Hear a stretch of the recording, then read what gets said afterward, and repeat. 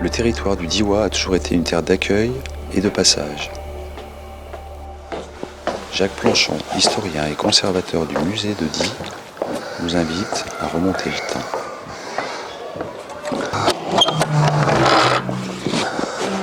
La ville de Die est située dans la vallée de la Drôme, en bordure de la rivière. Une vallée qui est nord-sud à cet endroit-là et qui est entourée évidemment de massifs montagneux. Et même si le Vercors comme le Glandas dépendent administrativement pour l'Antiquité et le Moyen-Âge de la cité de Die, c'est vrai que vu d'en bas, ça fait un petit peu plus barrière que lieu de passage.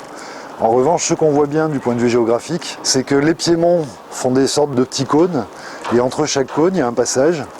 Alors c'est des passages qui sont évidemment utilisés dès la préhistoire. Entre 70 000 et 30 000 avant Jésus-Christ, on a déjà des relations entre la plaine et la montagne, où les gens vont notamment récupérer du silex ou suivre les différents animaux en période de chasse. Ça se poursuit en préhistoire plus récente, à l'époque néolithique, ou un petit peu plus haut dans la vallée, dans le secteur de Minglon, on y trouve de l'obsidienne qui vient de Sardaigne, du quartz qui vient des Grandes Alpes, et puis des pierres vertes dans lesquelles on va fabriquer des haches polies qui viennent du Piémont italien.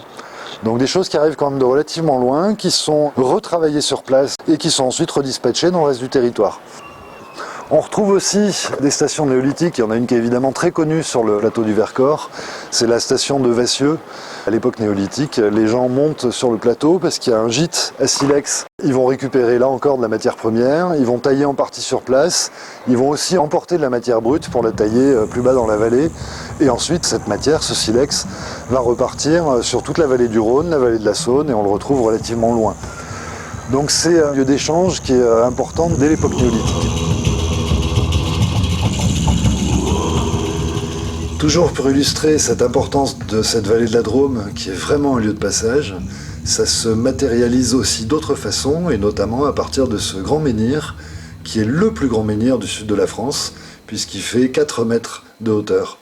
C'est un menhir qui date des environs de 4000 avant Jésus-Christ, et qui présente en plus une particularité, c'est que c'est un menhir qui a été gravé. On a au sommet quelque chose qui ressemble à un collier, ce qui permet aussi mentalement de séparer la partie haute du menhir qui représente une tête et la partie basse qui représenterait un corps, qui en ferait en plus une stèle anthropomorphe.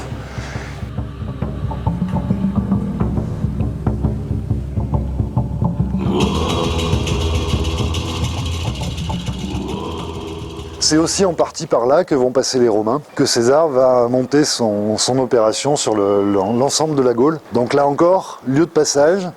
C'est sans doute une époque de grands changements politiques dans le secteur, puisque pour pouvoir passer, les armées romaines ont besoin d'un territoire sous contrôle et de voies sécurisées. Donc Rome va signer des accords bilatéraux, diplomatiques, avec les Voconces, donc les gens qui habitent tout ce secteur, Vercors, Diois, mais aussi en allant plus au sud jusqu'à Manosque, et qui comprend aussi le Trièves et le Gapençais, le Cisteronais. Donc tout ce secteur qui est au débouché du mont Genèvre, dans les années 70-60 avant Jésus-Christ, et comme par hasard, 10 ans après, César va lancer sa conquête du reste de la Gaule. Ensuite, on arrive sur l'époque romaine proprement dite, donc avec un aménagement de cette voie préexistante, mais qui devient vraiment prégnante dans l'histoire romaine, cette voie de la vallée de la Drôme, donc qui est la continuation de la voie du mont Genèvre, et qui permet de relier la vallée du Rhône. Et pendant plus de 2 siècles, on va être ici véritablement sur l'autoroute entre l'Italie et la vallée du Rhône, donc entre l'Italie et le reste de la Gaule. C'est ce qui va donner à ce secteur toute sa force économique, parce que les armées transitent, mais elles ne sont pas les seules à transiter, les légionnaires ne sont pas tout seuls, ils sont déjà accompagnés par l'équipement, donc il faut nourrir les militaires, donc ça fait marcher le commerce local, mais il y a aussi tout le transit commercial qui se fait entre l'Italie et la Gaule, et notamment l'Italie ayant accès à l'Orient. Le transit commercial avec l'Orient passe aussi dans ce secteur-là.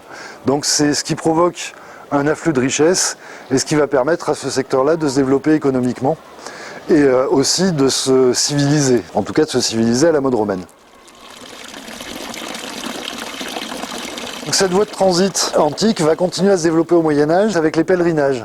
Alors tout le monde connaît le pèlerinage de Saint-Jacques de Compostelle, mais c'est pas ni le plus important ni le plus ancien, puisqu'en fait dès le 9e siècle après Jésus-Christ, se met en place un pèlerinage en direction de Rome et de Jérusalem.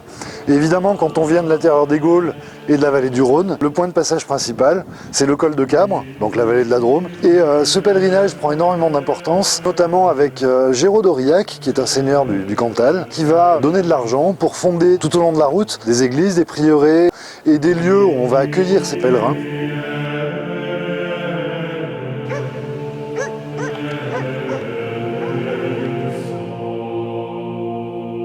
Sur cette voie vont s'installer aussi les ordres templiers qui sont chargés de contrôler et de sécuriser les passages des pèlerins en direction de Jérusalem, mais avec sans doute d'autres idées en tête, puisqu'on sait que les templiers s'installent aussi sur le haut plateau du Vercors, et notamment sur Glandas, pour faire de l'élevage de chevaux, mais aussi éventuellement pour faire un petit peu d'argent avec les transhumances, puisqu'on sait qu'au moins depuis le Moyen-Âge, et très probablement déjà dans l'Antiquité, Die est sur un des principaux accès à la montagne dans le cadre des transhumances, qui partent généralement de Provence.